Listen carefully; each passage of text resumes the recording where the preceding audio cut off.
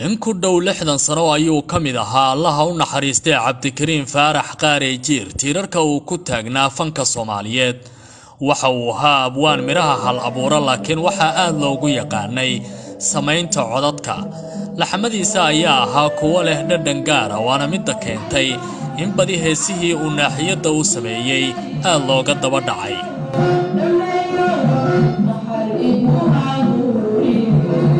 heesaha uu codadka u sameeyo waxa kamid ah heeska hooye ee uu qaado Allaha u raxmadee Maxamed Saleebaan Tube eriyadeedana uu leeyahay Maxamed Ibraahim Warsame Hadraawi heesa badan oo ay qaaday Hiba Nuura kuwa uu ku luuqeeyo Xasan Aadan Samatar iyo fanaaniin badan dadka Jiir la soo shaqeeyay ayaa ku tilmaamay inuu ahaa mulaxan mar la arag ah oo fanka Soomaaliyeed oo isagoo kale aad ugu yaraa Cabdikariin lixdameeyadii ayuu fanka soo galay soo heesaa kadibna wuxuu ugu reegay laxamada inta hees uu sameeyay oo laxama ah waxa la soo koobi kara ma aha waraan 500-600 hore oo dhaafayaan oo hees jacayla hees wadaniya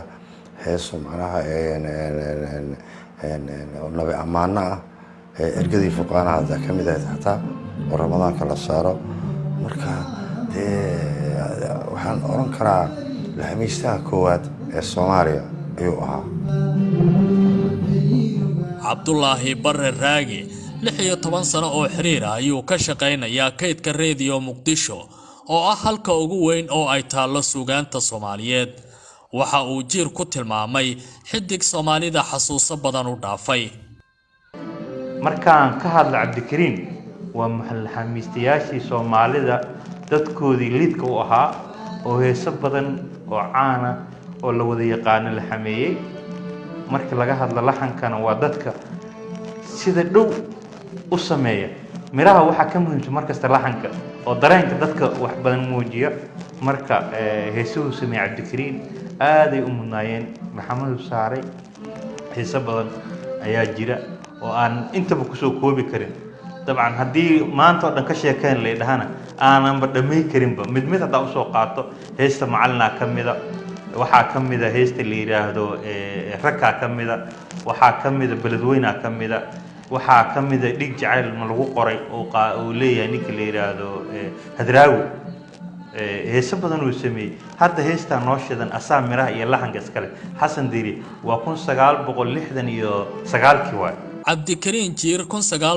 1943 ayuu ku dhashay degmada Hobyo ee gobolka Mudug waxa uu ahaa nin wax bartay oo aqoon leh saaxiibadii waxa ay ku sheegeen inuu sidoo kale ahaa nin dad la dhaqankiisa uu aad u sareeyay Allaha u naxariistay Cabdikariin Faarax Qaare Jiir iyo rankii badnaa ee Soomaalida ahaa ee laxamada u sameeyay heesaha xasuusahoodii halkan ayay yaalaan suuragal samaaha in si fudud loo hilmaamo laakiin waxa ay su'aali ka taagan tahay booska ay baneeyeen cidda buuxi doonta Cabdi Casiis Barrow qubanaha VOA Muqdisho